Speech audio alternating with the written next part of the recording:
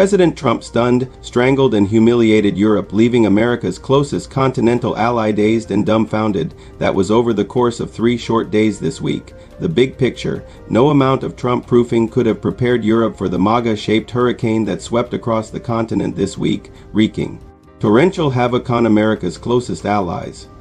Driving the news, Trump left NATO and Ukraine still reeling with his initiation of direct peace talks with Russia, without Ukraine fully in the loop or other European leaders even in the conversation. Defense Secretary Pete Hegseth perplexed and perturbed allies on his first visit to NATO by seemingly taking some of Ukraine's bargaining chips off the table before those talks began.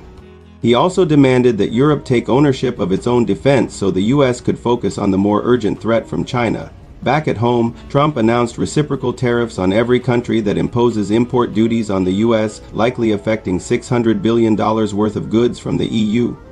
And at a global AI summit in Paris on Tuesday, Vice President Vance torched the EU's excessive regulation of the AI sector and hand-wringing about safety, and left the conference without signing its joint declaration.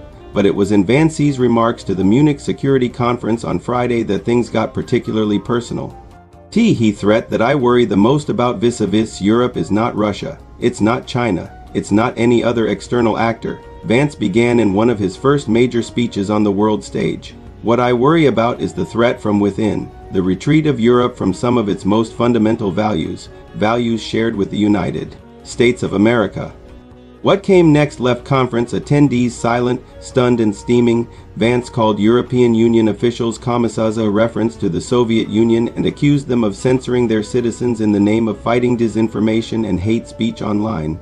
He excoriated Romania for annulling the results of its November 24th election, in which an obscure ultranationalist candidate rocketed to first place after a TikTok campaign that intelligence services linked to Russia.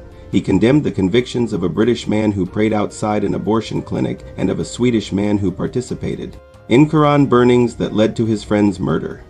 And he said that of all the challenges Europe faces, there is nothing more urgent than mass migration, tying Thursday's terrorist attack in Munich to a series of conscious decisions by European politicians.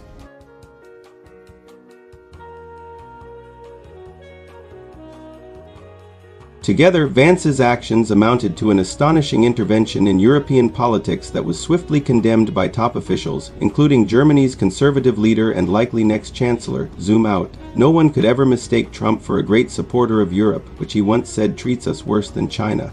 But whether it's threatening to annex Greenland from Denmark or picking Saudi Arabia as the mediator for Russia-Ukraine talks, the second Trump term could mean twilight for the transatlantic relationship. The bottom line: Europe's leaders have been bracing for Trump's return for well over a year. And yet, much like the Democrats paralyzed by the chaos at home, the last 3 days have exceeded their worst nightmares. He must have given up, thrown in the towel, abandoned his sad little masquerade. I finally got to him. The power of the press triumphs.